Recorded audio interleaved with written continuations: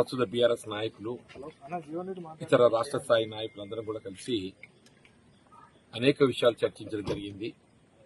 ముఖ్యంగా రాష్ట్ర పురోభివృద్ధి, రాష్ట్ర హితం గురించి బీఆర్ఎస్ పార్టీ పోషించబోయే పాత్ర, మరి అందులో నాకు కూడా వారితో కలిసి ప్రయాణం చేసేటువంటి అవకాశం కల్పించే విధంగా వారు ఏదైతే నిర్ణయం తీసుకోవటం, వారు ఇందులో భాగంగానే జగిత్యాల కూడా ఏదైతుందో ఒక బహిరంగ సభ సమావేశాలు ఏర్పాటు చేయాలని చెప్పని కూడా భావించడం జరుగుతుంది. ఆ సభ సమావేశం ఏర్పాటుకు సంబంధించి కూడా ఏదైతున్నదో చర్చించడం జరిగింది. ముఖ్యంగా బ్రాడ్గా డిస్కస్ చేయడం జరిగింది తప్ప స్పెసిఫిక్ అంశాలు అనేవి లేవు. ఓన్లీ థింగ్ ఈజ్ కేసీఆర్ గారు జీవితాల్లో రావాలని చెప్పిన అందరూ కూడా వారి ప్రత్యేకంగా విజ్ఞప్తి చేయడం జరిగింది. ఉత్తర తెలంగాణ ప్రాంతానికి కూడేలుగా ఉన్నటువంటి జగిత్యాల్లో వాళ్ళ బీఆర్ఎస్ పార్టీకి సంబంధించి ఒక సమావేశం ఏర్పాటు చేస్తే బాగుంటుంది. దానికి ముఖ్య అతిథిగా పెద్దలు బీఆర్ఎస్ అధ్యక్షులైనటువంటి కేసీఆర్ గారు పాల్గొనే విధంగా వారు సమయం కేటాయింపు చేయాలని చెప్పి విజ్ఞప్తి చేయటం, వారు కూడా సానుకూలంగా స్పందించారు. ఎప్పుడు జాయిన్ అవుతున్నారు సార్? ఎప్పుడు సభ పెడుతున్నారు జగిత్యాలలో?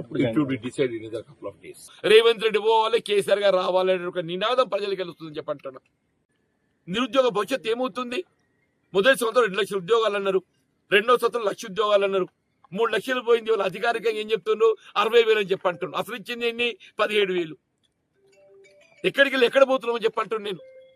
వాళ్ళ కాంట్రాక్ట్ అవుట్ సోర్సింగ్ ఉద్యోగస్తులు ఏదైతే ఉందో వాడు ఉద్యోగం ఉంటుందో ఉడుతుందో తెలియని పరిస్థితి ఏర్పడదని చెప్పంటున్నాను నేను.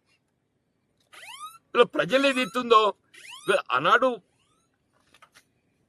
23 అంటే 10 సంవత్సరాలు పట్టిందా మార్పు కోరడానికి. ఇవాళ 2.5 సంవత్సరాలుగా మార్పు కోరుతున్నారు. ఇవాళ ఏదైతుందో రేవంత్ రెడ్డి పోవాలి, కేసీఆర్ గారు రావాలనే ఒక నినాదం ప్రజలకు వెళ్తుందని చెప్పంటున్నా. రేవంత్ రెడ్డి గారు పోవాలి, కాంగ్రెస్ పార్టీ మార్పు కావాలి, కేసీఆర్ గారు రావాలి, బీఆర్ఎస్ పార్టీ రావాలని చెప్పని ప్రజలకి వెళ్ళి నినాదం వస్తుందని చెప్పంటున్నాను నేను. దాన్ని ఆలోచన చేయండి. ఇంకా 2 ఏళ్ళు అధికారంలో ఉండేది ఉన్నది. ఇలా కాంగ్రెస్ పార్టీ ఇంకా 2 సంవత్సరాల అధికారంలో ఉండేది ఉన్నది. కానీ ఈ 2 సంవత్సరాల కాలం అయినా మెరుగైన పాలన ఇవ్వడానికి ప్రయత్నం చేయండి, ప్రజాహితం కోసం పనిచేయండి. అది ఆలోచన చేయకుండా జీవన్ రెడ్డి ఎందుకు పోతుండే?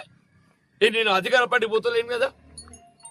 2014లో ఏదైతే ఎప్పుడైతే బీఆర్ఎస్ ప్రభుత్వం అధికారం ఉన్నదో నా కాలంలో బీఆర్ఎస్ పార్టీ చేయడానికి ఏదైతే ఉందో కేసీఆర్ గారు ఒక విధంగా ఏదైతే కలిసి పనిచేయాలని చెప్పి కోరిందని చెప్పి అంటున్నాను.